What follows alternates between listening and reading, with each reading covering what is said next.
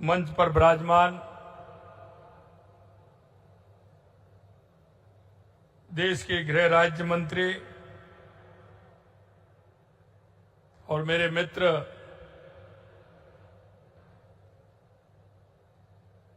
युवा मोर्चे से लेकर के लगातार बिहार की राजनीति में उनका प्रभाव और प्रभुत्व रहा है, ऐसे श्रीमान नित्यानंद राय जी राजस्थान में कैबिनेट में मेरे साथी उप मुख्यमंत्री भाई प्रेमचंद जी बैरवा साहब, माननीय सांसद जयपुर बहन श्रीमती मंजू शर्मा जी, सचिव राजभाषा विभाग भारत सरकार श्रीमती अंशुल लायरा जी, संयुक्त सचिव राजभाषा विभाग मीनाक्षी जौली जी, हिंदी साहित्यकार जयपुर इंदु शेखर तत्पुरुष जी, हिंदी साहित्यकार विशाखापट्टनम प्रोफेसर एस ससोरत्नम जी, केंद्रीय विश्वविद्यालय शिक्षाविद लक्ष्मी अय्यर जी, सीएमडी राजकुमार चौधरी जी, उप सचिव राजभाषा विभाग अनिल कुमार जी और इस कार्यक्रम में आए सभी अतिथिगण और अपनी राजभाषा के सम्मेलन में जो अपनी हिंदी भाषा से प्रेम करने वाले और इसको आगे बढ़ाने वाले ऐसे मेरे सभी भाई और बहनों, सबसे पहले तो मैं इस राजस्थान की शक्ति और भक्ति की धरती पर आप सभी का अभिनंदन करता हूं, वंदन करता हूं। ये राजस्थान की धरती शक्ति और भक्ति के नाम से जानी जाती है। महाराणा प्रताप, महाराजा सूरजमल, त्याग की प्रतिमूर्ति पन्नाधाय, भक्ति की मूर्ति मीराबाई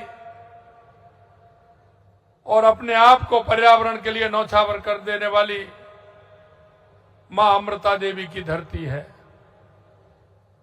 मैं ऐसी धरती पर पुनः आप सभी का स्वागत और अभिनंदन करता हूं।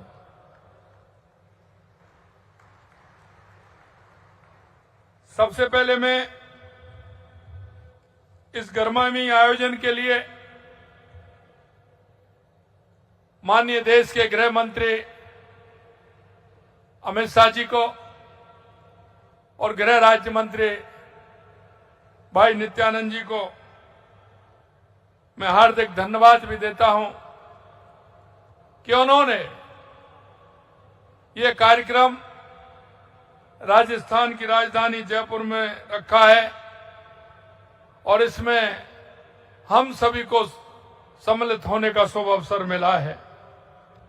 मित्रों, आज राजस्थान की पावन धरती पर मध्य पश्चिम एवं उत्तरी क्षेत्रों की संयुक्त क्षेत्रीय राजभाषा सम्मेलन के इस महत्वपूर्ण अवसर पर आप सबके बीच उपस्थित होकर मुझे अपार हर्ष हुआ है।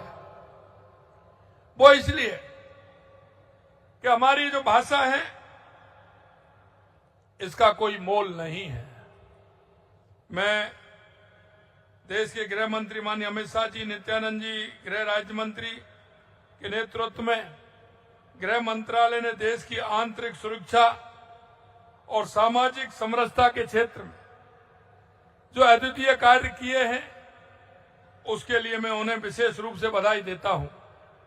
उनके कुशल नेतृत्व के ने न केवल हमारी सुरक्षा व्यवस्था को सुदृढ़ किया है बल्कि देश में आंतरिक सुरक्षा को लेकर विश्वास भी जनता के बीच में पैदा किया है। क्षेत्रीय राजभाषा के इस सम्मेलन में भारतीय संविधान के अनुच्छेद 343 में उल्लेखित किया गया है कि संघ की राजभाषा हिंदी होगी। साथ ही अनुच्छेद 351 में हिंदी भाषा के प्रचार प्रसार एवं विकास की बात कही गई है, ताकि हिंदी भारत की सामाजिक संस्कृति के सभी तत्वों की अभिव्यक्ति का माध्यम बन सके, क्योंकि ये ऐसी भाषा है कि सभी भाषाओं से इसका अटैचमेंट है। और आपने देखा होगा कि इस भाषा के स्वरूप से अन्य हमारी जो क्षेत्रीय भाषा है उनका भी हिंदी का समावेश उनमें आता है। इसी भावना के अनुरूप केंद्रीय राजभाषा विभाग हिंदी के समुचित विकास के लिए क्षेत्रीय सम्मेलनों का आयोजन करता है और आज का ये सम्मेलन भी उसी कड़ी का एक हिस्सा है। ये हमारे लिए गौरव की बात है कि इस वित्तीय वर्ष 2024-25 का ये दूसरा सम्मेलन जयपुर में आयोजित किया गया है। यह सम्मेलन हिंदी में कार्य करने को प्रोत्साहन देने और हिंदी के प्रयोग में आने वाली कठिनाइयों को दूर करने में अपनी अहम भूमिका निभा रहा है। आज के इस तकनीकी युग में जहां डिजिटल प्लेटफार्म का महत्व बढ़ता जा रहा है, हिंदी को इन तकनीकी क्षेत्रों में भी समाहित करना आज की आवश्यकता भी है। यह सराहनीय है कि इस सम्मेलन में कंप्यूटर पर हिंदी में कार्य करने की नवीनतम तरीकों और सुविधाओं के बारे में जानकारी प्रदान की जा रही है, ताकि हम डिजिटल दुनिया में भी हिंदी का प्रभावी उपयोग कर सके। इस सम्मेलन में सरकारी कामकाज में हिंदी में सर्वोत्कृष्ट कार्य करने वाले केंद्रीय सरकार के कार्यालयों, राष्ट्रीयकृत बैंकों, सार्वजनिक क्षेत्रों के उपक्रम, नगर राजभाषा कार्यान्वयन समितियों को पुरस्कृत भी किया जा रहा है।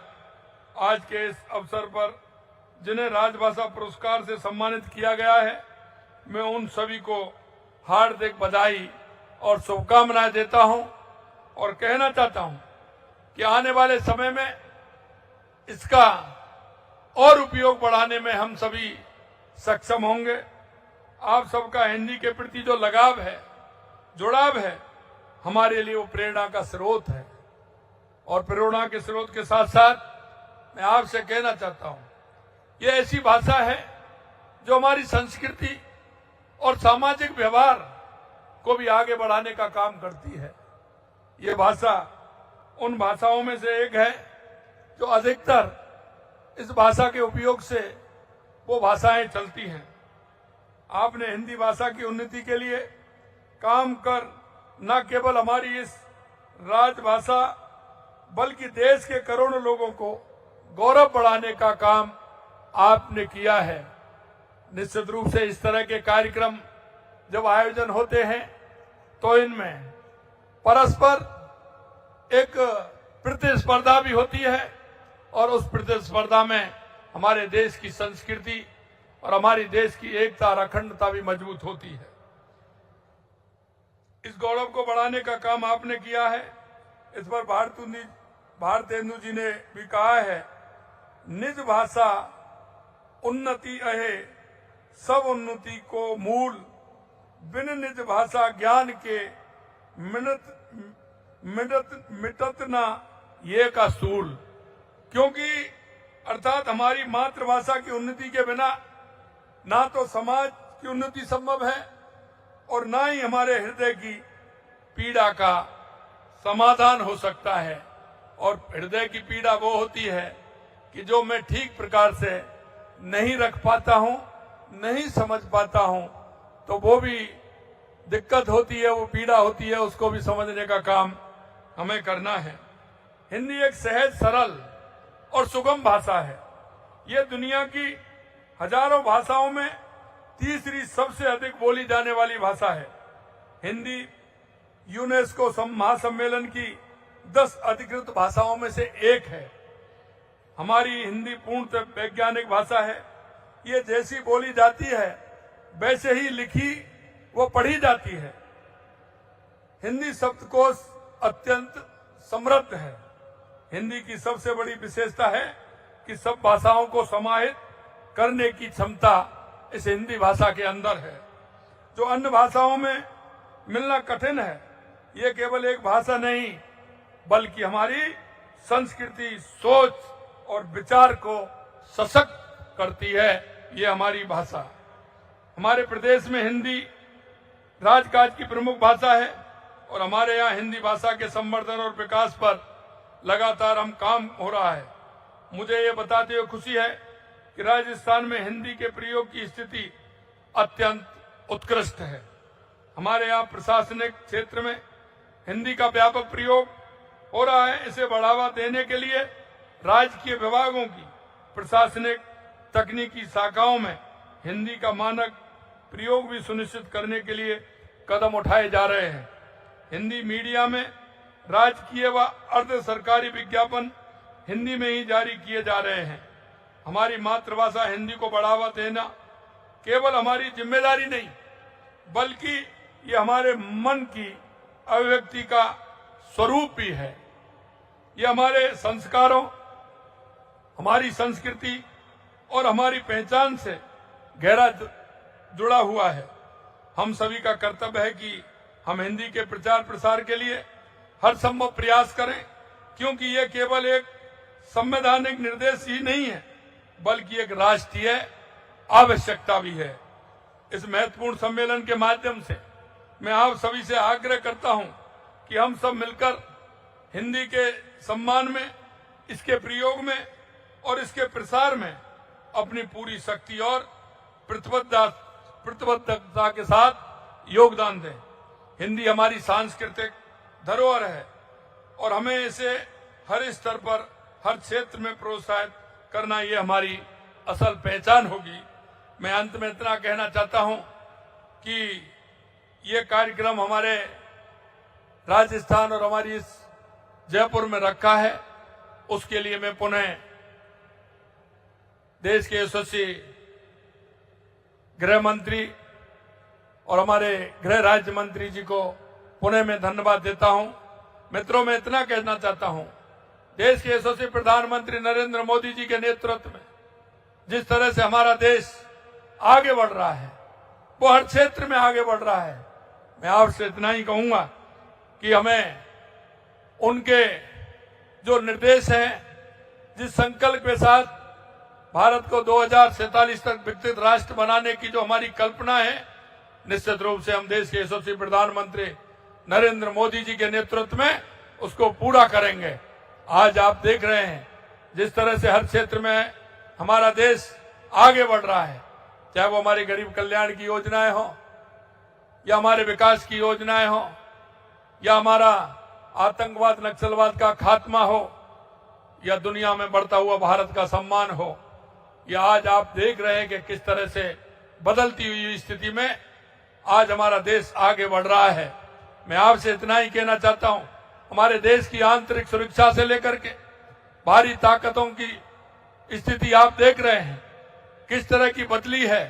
निश्चित रूप से मैं कहना चाहता हूं, देश के यशस्वी प्रधानमंत्री नरेंद्र मोदी जी के नेतृत्व में हमारा देश जिस तरह से प्रगति कर रहा है, हम चारों ओर पूरी तरह से हर क्षेत्र में आगे बढ़ रहे हैं। आप सभी से यही आग्रह है कि आप इन सब क्षेत्रों में बढ़ते हुए हमारे देश की एकता और अखंडता में हमारी इस राष्ट्रभाषा का बहुत बड़ा योगदान है।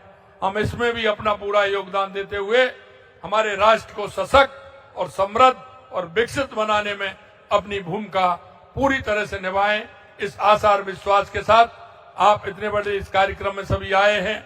बाहर से आने वाले सभी अतिथियों का मैं बहुत बहुत अभिनंदन करता हूं, स्वागत करता हूं, धन्यवाद देता हूं और माननीय गृह राज्य मंत्री जी को भी धन्यवाद देता हूं कि उन्होंने ये कार्यक्रम यहाँ रखा है। आप सभी को बहुत बहुत धन्यवाद। जय हिंद, जय भारत, जय राजस्थान।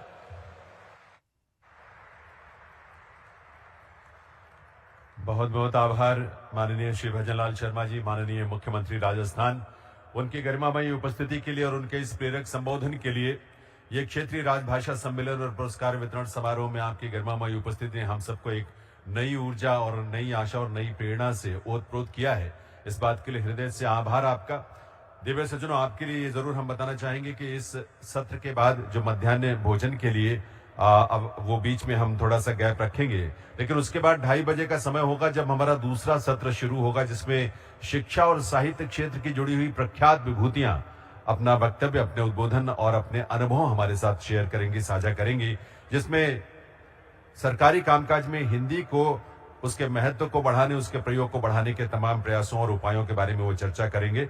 और उसके बाद 3:30 बजे का समय होगा जब सांस्कृतिक कार्यक्रम, राजस्थान की बहुत ही समृद्ध जो सांस्कृतिक और लोक सांस्कृतिक परंपराएं हैं, उसे देखने का, उसे अनुभव करने का अवसर भी हमें मिलेगा। अभी के लिए आप सबसे निवेदन है कि आप सभी कार्यक्रम के इस अंतिम चरण में अपने स्थान पर खड़े होकर राष्ट्रगान में हम सब शामिल हों। आप सभी से प्रार्थना है कि आइए हम सब अपने अपने स्थान पर खड़े हों, राष्ट्रगान में शामिल हों।